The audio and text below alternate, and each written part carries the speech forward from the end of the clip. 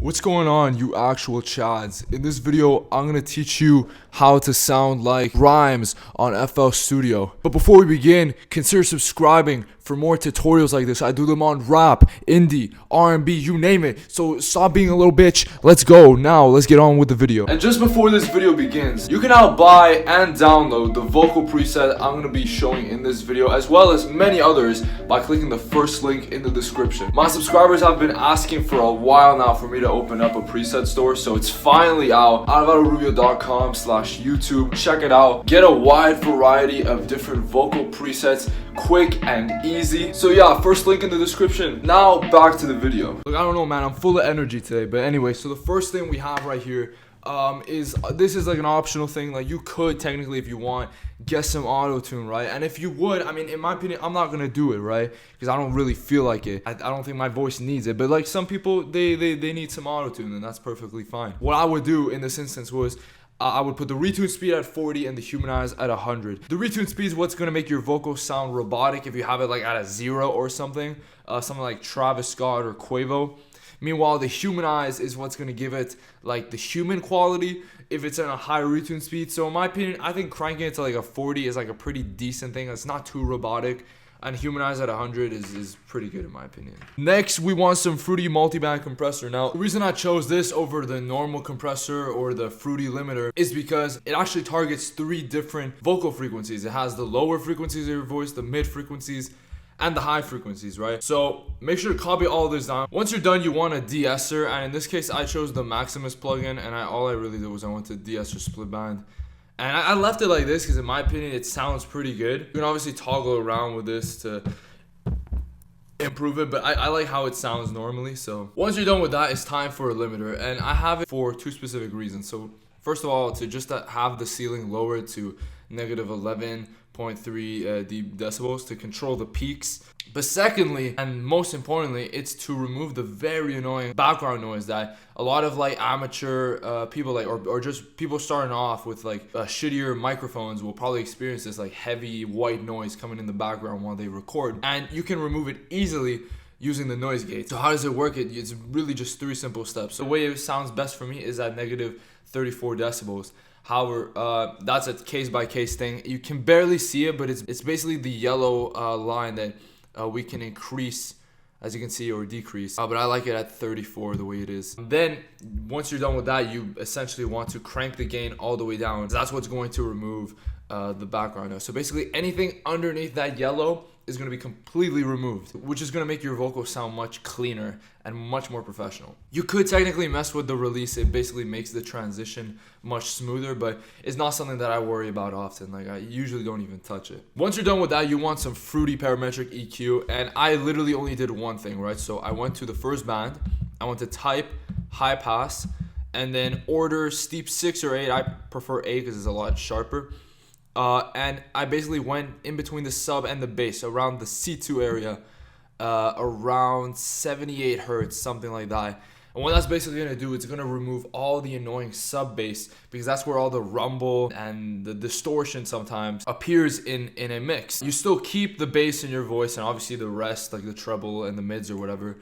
But it removes the annoying sub, which causes usually a lot of problems in most mixes. And to round up like the crispy sounding things, like for like a final just piece of crisp, I chose the Soundgodizer, and I put it at about like 25%. It's basically just a saturation in A mode, and that's literally it. Like, there's nothing really more to dive deeper into.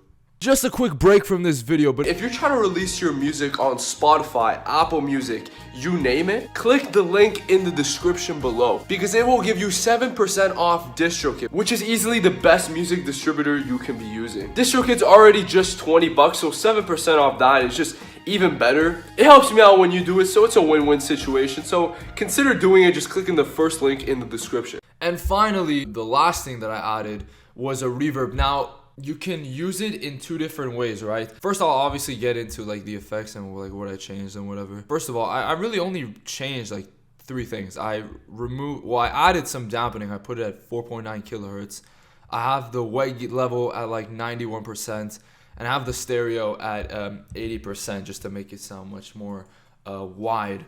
Now there's two ways you can like use this, right? If you want something a little more sharp and not really like in the background in terms of like vocally, I would recommend having the mix level at like a 40 to 50%. That's something that you'd hear in like her 𝐅𝐅 album, or like the stuff where she's like a lot more like close to the microphone essentially. If you want something more like Oblivion, where the vocals are much wetter and more reverb induced and a little more in the background, then I would recommend cranking it to 100. It's obviously a case-by-case thing. You can toggle around with it to see what sounds best for you, but those are like the two, I guess, the two guidelines I would say. And if you want, you can add a really subtle delay. Like I have mine at like 17%, 16%. And all I really did was I have the delay model at stereo and I offsetted it 100% all the way to the left or to the right. It really doesn't matter. And again, only at 17%. I mean, obviously I can't sing like Grimes because first of all, I'm a fucking man. But also, I mean, it's gonna sound weird. I'm just gonna make my own shitty rendition of like what Grimes sounds like.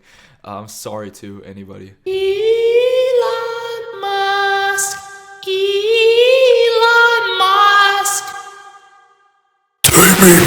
What the fuck is this? What? What? What the fuck is this? It's music. It's music. This is garbage. It's beautiful. It's like Oscar the Grouch went in the studio. Thank you so much for watching. If this video has been helpful, consider subscribing and hitting the bell for more tutorials like this. I do them on indie, R&B, rap vocals, like literally anything that you comment down below, I will do it on. Also, if you're into like weird pop similar to Grimes, I mean, consider checking out my music. I do like psychedelic pop, that sort of thing.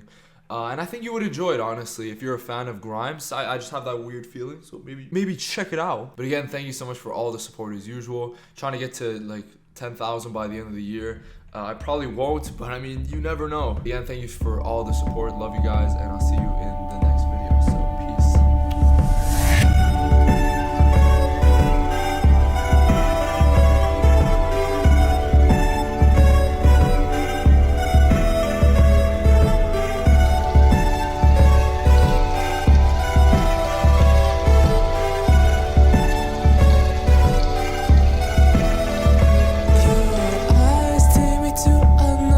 Place. I really like your talk.